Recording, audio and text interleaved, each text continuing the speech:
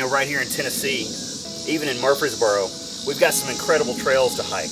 I don't know if you're a hiker or not, but when you go hike a trail, you come up to a trailhead and you see a trail map just like this. You come up to it and you study the trail and you examine it and you see which way to take.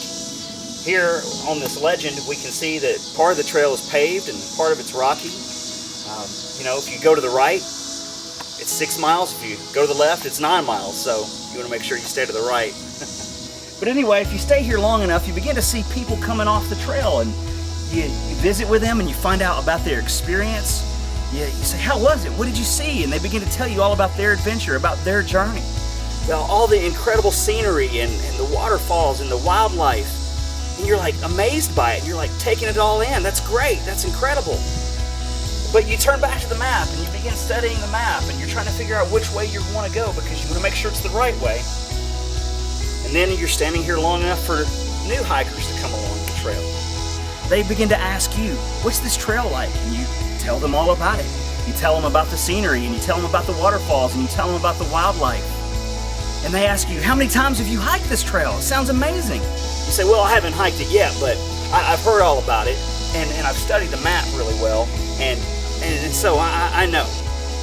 We've done that from time to time, I think, in our lives, where we've heard the stories of men and women of God and their encounters with God and them hearing the voice of God and being obedient and the results and the amazing adventure that they've had with God. And we've kind of settled for their encounters. We've settled for their stories and not gone on the journey ourselves.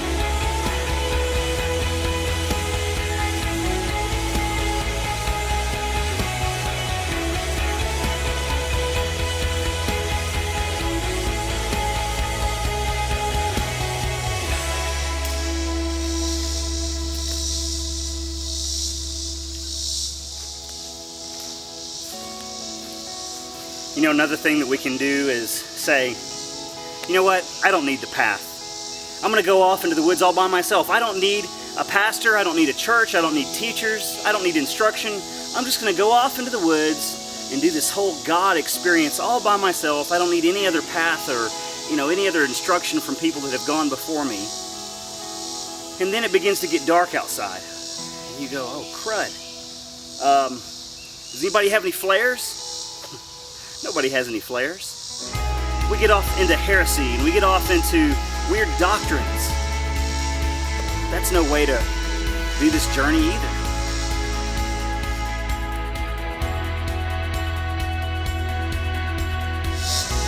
I'm not suggesting that we take this journey by ourselves, but what I am suggesting is that we take this journey for ourselves. Because the map is good, but the trail is better.